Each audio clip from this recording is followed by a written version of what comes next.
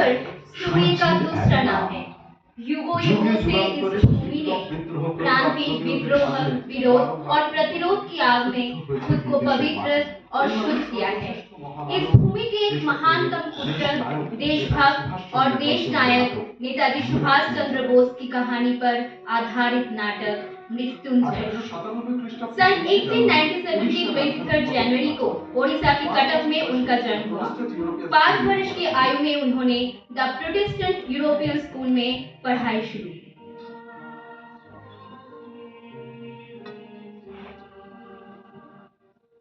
बंगालियों के लिए बंगाली भाषा में पढ़ाई अनिवार्य होने के कानून के कारण 12 वर्ष की आयु में उन्हें रेवेन्शा कॉलेज स्कूल आना पड़ा। यहीं पर प्रधानाचार्य बेनीमाधव दास से सुभाष ने राष्ट्रवाद की शिक्षा प्राप्त की।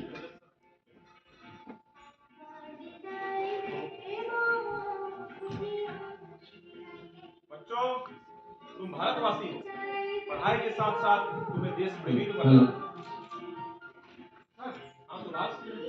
कल खुदीराम बोस का फांसी का 1 साल हो रहा है, तो हमने सोचा है कि हम कल उपवास व्रत रखेंगे। हम भी रखेंगे सर। सुभाष, तुम महान कार्य के लिए जन्मे हो। हमारे साथ मैं भी उपवास रखूंगा।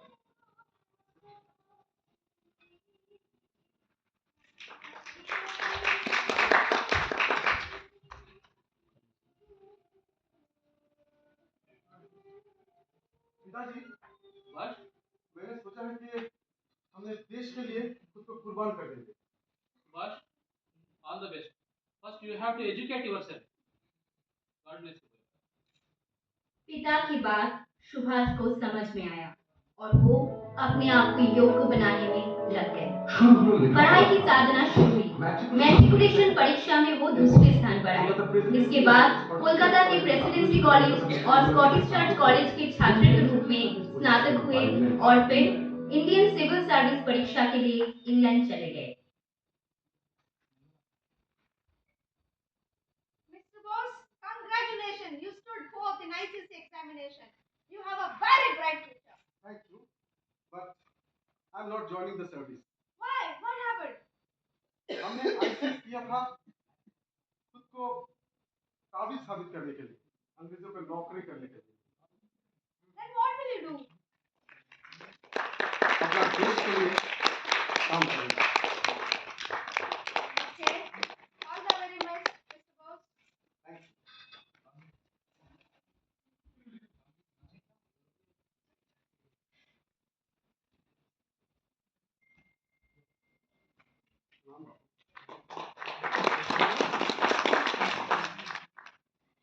हमारा आंदोलन अहिंसक के रूप में सुहास। बापू, मैं जानता हूँ, लेकिन कभी-कभी क्रांति के लिए बंदूक उठाना पड़ता है।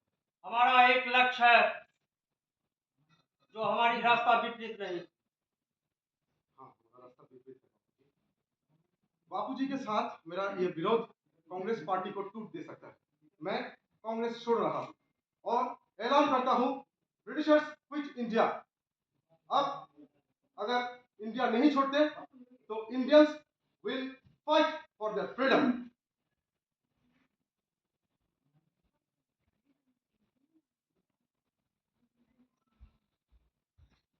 Mr. Subhash Chandra Bose, you are under arrest because you are fighting against the British rules. You are in house arrest. Thank you. लेकिन मुझे अभी बंदी नहीं बनना है, क्योंकि मुझे बाहर जाना है और विदेश से सपोर्ट लाना है।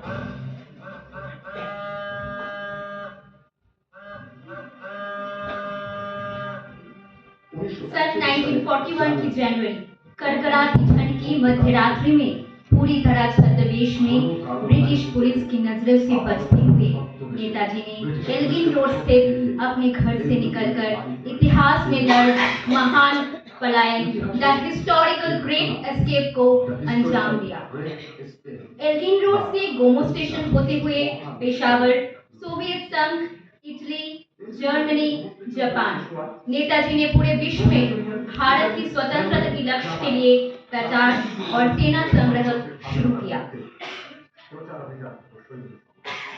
सिंगापुर 1943 रासबिहारी बोस ने नेताजी को एक पूर्ण सेना दल सौंपा। आजाद हिंद फौज के सर्वोच्च सेना नायक के रूप में नेताजी का जीवन का एक नया अध्याय शुरू हुआ।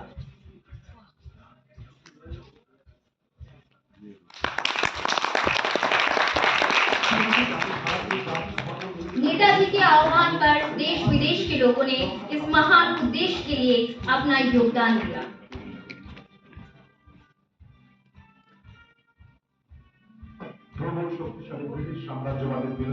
मैं अपना सर्वस्व आभूषण आजाद हिंद फौज को दान करती हूँ। ब्रिटिश साम्राज्यवाद के खिलाफ जबरदस्त युद्ध शुरू हुआ। दिल्ली चलो, जय हिंद। ब्रिटिश सेना को पराजित कर अंडमान और निकोबार द्वीप पर इंडियन नेशनल आर्मी का अधिकार स्थापित हुआ। नेताजी ने इन द्वीपों का नाम शहीद द्वीप और स्वराज द्वीप रखा। उत्तर भारत के इम्फल में भारत का तिरंगा लहराया। जर्मनी, इटली, जापान, क्रोएशिया, चीन, म्यांमार और फिलीपींस जैसे शक्तिशाली देशों ने नेताजी के नेतृत्व वाली आजाद हिंद सरकार को अंतरराष्ट्रीय मान्यता दी। नवंबर 1943 पूर्व एशिया के महासम्मेलन में आजाद हिंद सरकार ने औपचारिक रूप से भाग लिया और सम्मान प्राप्त किया।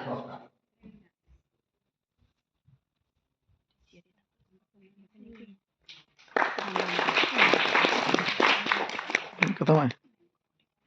आज की ताजा खबर, आज की ताजा खबर, आज की ताजा खबर, नेताजी नहीं रहे। आज की ताजा खबर, नेताजी नहीं रहे। आज की ताजा खबर, नेताजी नहीं रहे। ये झूठ है, ये झूठ है। We don't believe it. इसकी बाद की कहानी रहस्य और अंधकार से घिरी है। नेताजी घर नहीं लौटे, लेकिन भारत को स्वतंत्रता मिली। क्या हम सच में स्वतंत्र हैं? क्या नेताजी का सपनों का स्वतंत्र भारत साकार हुआ?